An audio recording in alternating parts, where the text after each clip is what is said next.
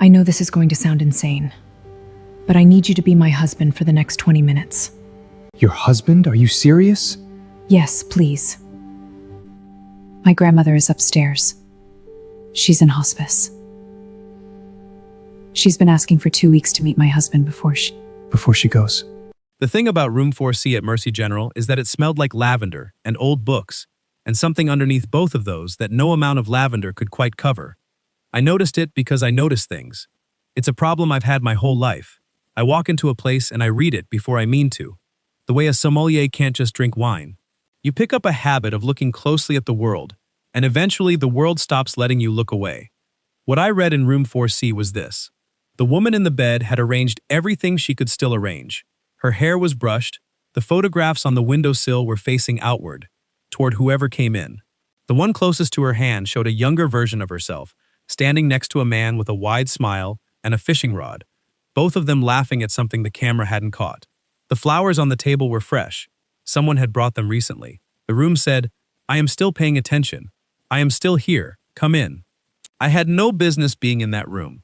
23 minutes earlier, I had been standing at a vending machine on the second floor, buying the worst coffee of my life, because the funeral I was attending had run 3 hours long, and the reception afterward had run out of everything except grief and those little ribbon sandwiches that taste like regret.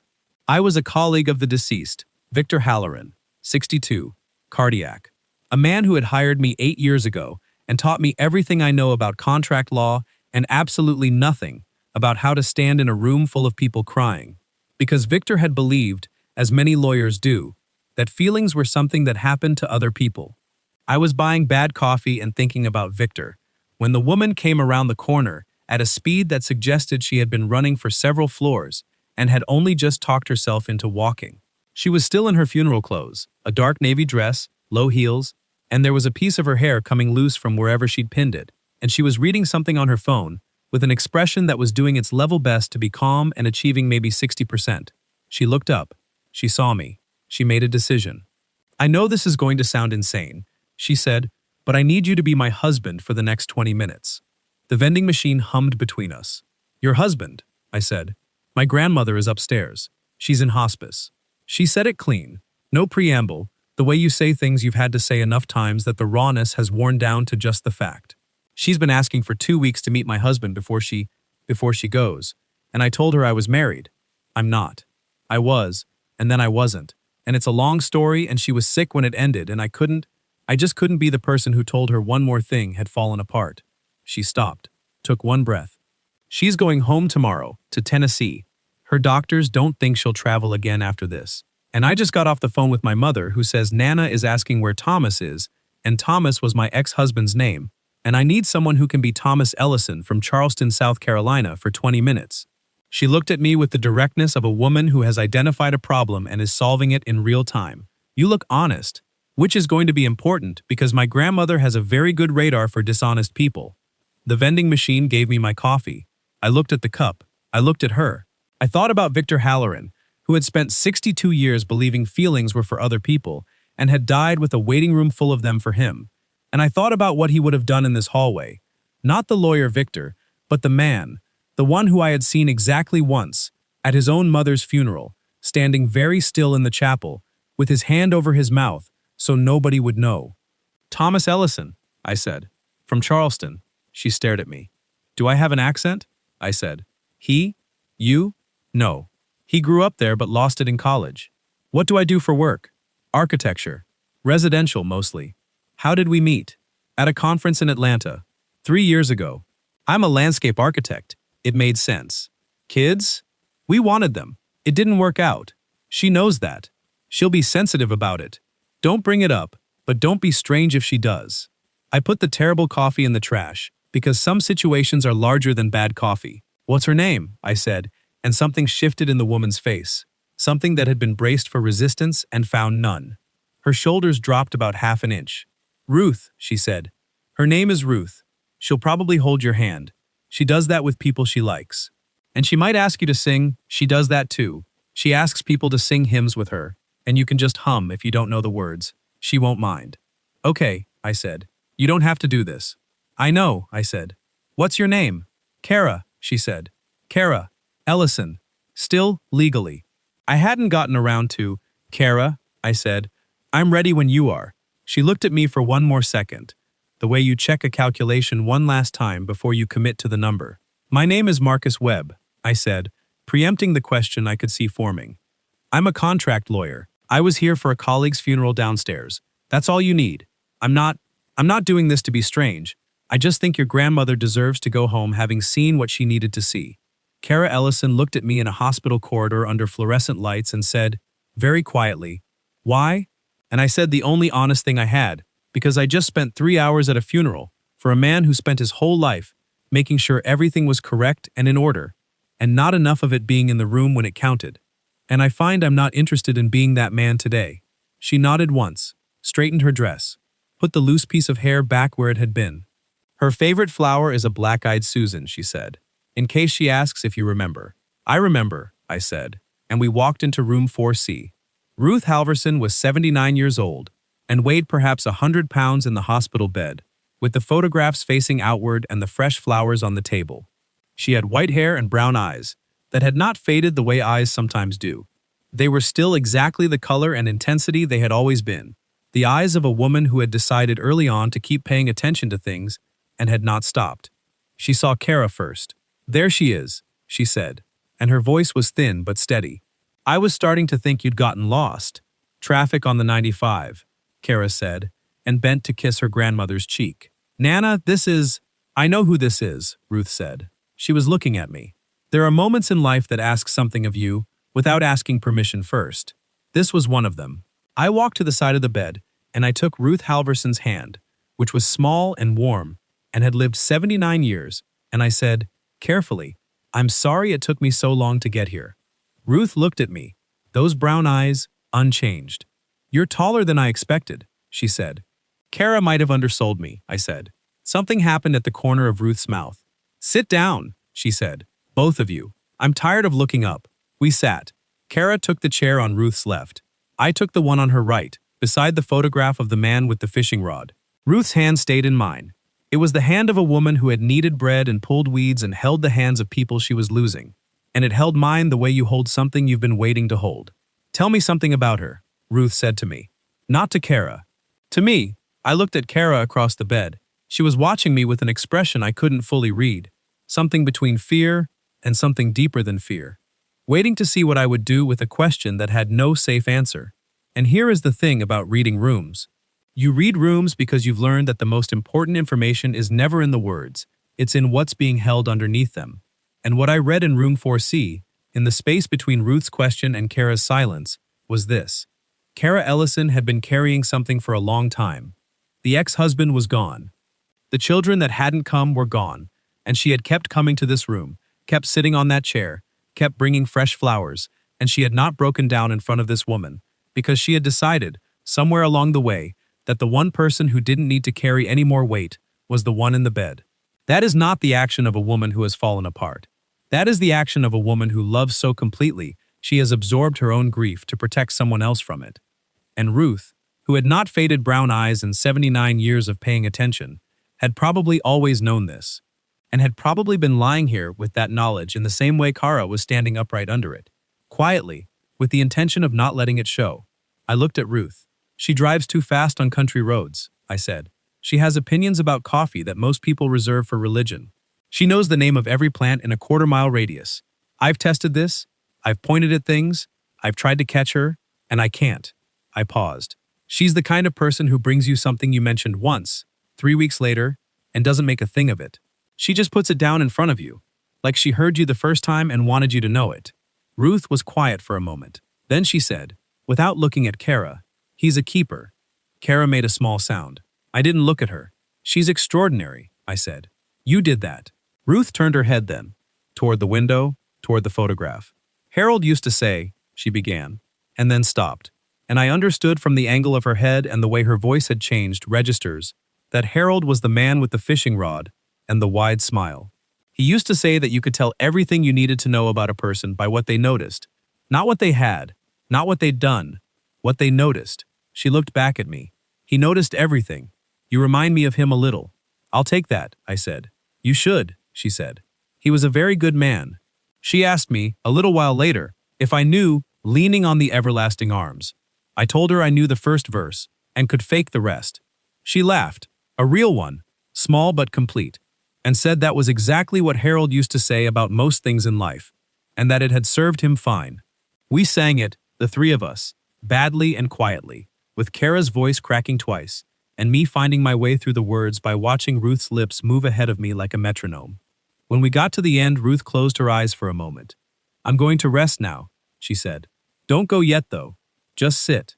So we sat, the three of us in room 4C, with the photographs facing outward, and the fresh flowers on the table, and Ruth's hand still in mine, and the only sound was the machinery doing its quiet work, and somewhere down the hall, something being announced over an intercom that had nothing to do with us.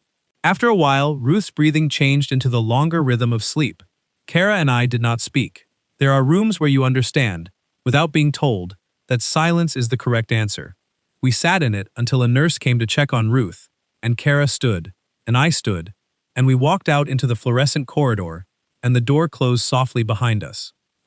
We stood in the hallway for a moment without knowing what to do next, which is the natural condition of two people who have just shared something private in front of someone they'd never met each other before. "The black-eyed Susan," Kara said, finally. "How did you know to say that?" I looked at her. "You told me," I said. "In the hallway." She shook her head. "I told you it was her favorite flower. I didn't tell you she'd planted them every summer for 40 years along the fence of their house in Tennessee." She studied me. "I have never told anyone that story in my life. It's not a story I tell. I thought about it." She looked at the window when she talked about Harold. "The photograph is on the right side of the windowsill. The flowers you brought her are black-eyed Susans." I paused. "You knew exactly which flowers to bring, so you'd been thinking about that fence." Kara Ellison looked at me in the corridor under the fluorescent lights. "What did you say your name was?" she said. "Marcus Webb." "Marcus Webb," she said. "Contract lawyer." "Yes. And you just—" She stopped, seemed to be searching for the right word and not finding one that fit what had happened. "You just walked in there. You asked me to. I asked a stranger to lie to my dying grandmother. You asked a stranger to make sure your grandmother got to go home having seen something that would let her rest," I said. "Those aren't the same thing." She looked at me for a long time. The corridor was doing its work around us. Someone with a cart, a nurse at the station, the particular suspended time quality that hospitals have after visiting hours have been extended by circumstance. "I've been coming every day for 3 weeks," she said. "And every day she asks where Thomas is. And every day I say he's coming, he got held up, he's on his way. And every day she nods and doesn't say what we both know she knows. She leaned against the wall. She's known for a year. I'm almost certain she just decided to let me tell her when I was ready. And I never—" She stopped. "She's the only person left who knew me before everything. Before the marriage, before the practice, before all of it. She came to pick me up from kindergarten on the wrong day once, and I was the last kid left, and the teacher was starting to call people, and Nana just walked in and said, 'I know, I'm late, she's mine.' And she took my hand and she said, 'I got the days wrong, but I always come. Remember that, I always come.' And she always did." Her voice was level. She always did. I didn't say anything for a moment. There are things you don't fill with words. She knew what she needed to know, I said. She's going home knowing that someone is showing up. That someone always comes. Kara looked at me. "You're a contract lawyer," she said. "Yes. You spend your days arguing about fine print. About the spirit underneath the fine print, mostly." She almost smiled. "Not quite. What was his name? The man whose funeral you were at?" "Victor Halloran. Was he a good man?" I thought about that honestly, the way Victor deserved. "He was a complicated man," I said. "He was brilliant and difficult, and he didn't know how to be small enough to fit into the moments that needed him to be small. But he cried at his mother's funeral when he thought no one was looking, and he hired me when I was 26 and no one else would, and he sent my daughter a card every birthday for 8 years with a $2 bill inside because he said $2 bills were good luck and no one believed him, and he didn't care." I paused. "He was a good man who ran out of time to show it as much as he meant to." Kara was quiet. "I'm sorry," she said. "About your friend." "He wasn't exactly my friend," I said. "He was my boss, but he was the best version of himself when no one was keeping score. And I'm going to try to remember that." Kara pushed off the wall. "I should go back in," she said. "She'll wake up and want water and she won't ask for it." "I know," I said. "Go." She started toward the door. Then she stopped. I don't know what to do with today, she said, without turning around. I don't know how to. I can't put today anywhere normal. You don't have to, I said. Some things don't go anywhere normal. They just become part of the wall. She turned around then. Part of the wall, she said. The things that hold the structure up, I said. You can't always see them, but they're doing the work. Kara Ellison looked at me in the corridor with the particular expression of a person who has been handed something unexpectedly solid. Will you? She started. Stopped. I know this is already more than you agreed to, but will you leave me your number, in case? She paused. I don't know in case what. I just think there's maybe one more person in the world who is going to want to hear when she goes home, and when she goes home for the last time. I wrote it on the back of my business card and gave it to her. She read it. It says Marcus Webb, Contracts and Litigation, she said. That's me. She looked up. You don't read like a contract lawyer. I know, I said. Victor always said that too. He said I was in the wrong profession. What profession did he think you should be in? He never said. Just that I noticed too much. She called on a Wednesday, 11 days later. Ruth had made it back to Tennessee, to the house with the fence and 40 years of black-eyed Susans, and she had slept in her own bed with the window open to the garden for 6 days, and she had passed on the 7th morning with her daughter, Kara's mother, beside her and the curtains open so she could see the flowers. She went home, Kara said on the phone. I wanted you to know. I'm glad, I said. She asked about you, Kara said. 2 days before. She was more awake that day, and she asked my mother to tell Thomas thank you for coming. I didn't say anything. My mother was confused, Kara said. She said, which Thomas? There's no Thomas. And Nana said, there is now, he came in the end, they all come in the end if they love her. A long pause. I don't know if she knew, I don't know if she had it exactly right or if she had her own version of it that was right enough. I don't know. Another pause. I've been thinking about what you said, about things that become part of the wall. I think she was that, for me. I think she's still that. I think the ones who hold you up don't stop just because they go. No, I said. They don't. There was a silence that was the comfortable kind, which is a different animal entirely from the silences that aren't. Victor's $2 bill, Kara said. I hadn't mentioned that to her. I was almost certain. What about it? I said. My daughter has one, she said, from her grandfather. He gave her one every birthday until he died. She's 16 and she keeps it in her wallet, and she says it's good luck, and nobody believes her, and she doesn't care. She paused. I think some people just leave that behind. This specific thing, this very specific cargo of making a person feel like they're carrying luck in their pocket. I think some people are made of it. I thought about Victor at his mother's funeral, his hand over his mouth. I thought about Ruth's brown eyes, the same as they'd always been. Have dinner with me, I said. A pause. That came out of nowhere, she said. It came out of everything, I said. Nowhere is the wrong word entirely. Another pause. Longer. I drive too fast on country roads, she said. I know, I said. I'll hold on. I want to tell you the rest as briefly as it deserves, which is not very brief at all, but I'll try. We had dinner. Then we had more dinners. She introduced me to her daughter, who is 16 and skeptical of everyone, and subjected me to 45 minutes of questions that a federal prosecutor would call aggressive and I call the best interview I've ever sat for, because Lily Ellison at 16 has her great-grandmother's brown eyes. The same ones, exactly. The color and the intensity. And she asked me at the end, very direct, do you notice things? I do, I said. It's a problem I've had my whole life. Lily considered this. Mom notices things too, she said. She noticed you. I didn't have a response to that, which Lily seemed to find acceptable.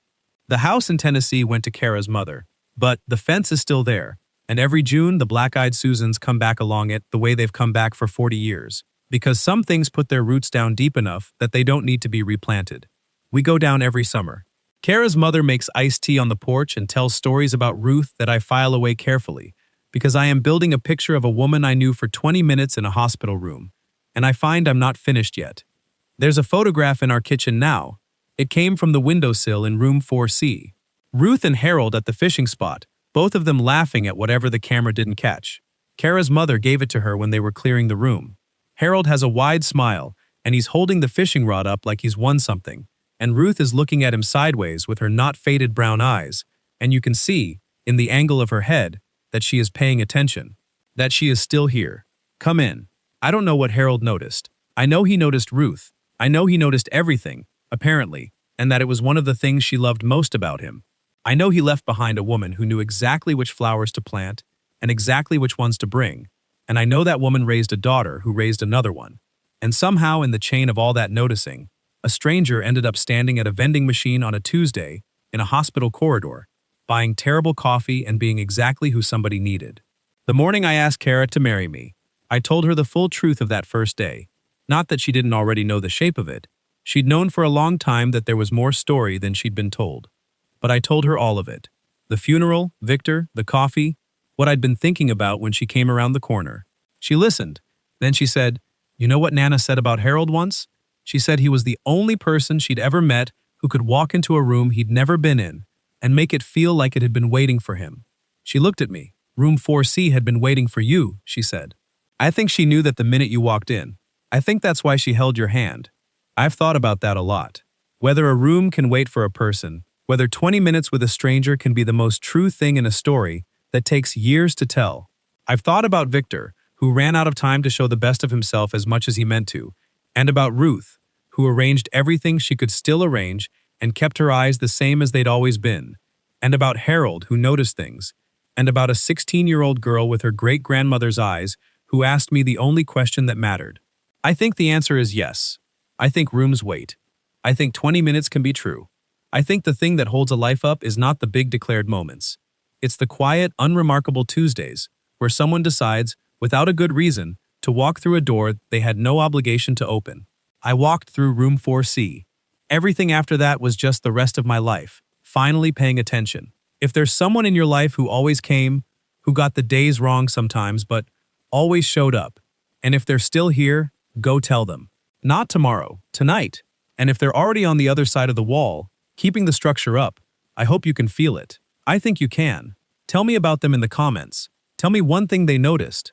Tell me where in the world you're watching from, and I will read every single one, because the people you describe in those comments are exactly the reason I keep coming back here every week.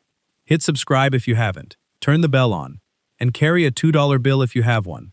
Somebody I know says it's good luck, and nobody believes them, and they don't care. Neither do I, anymore.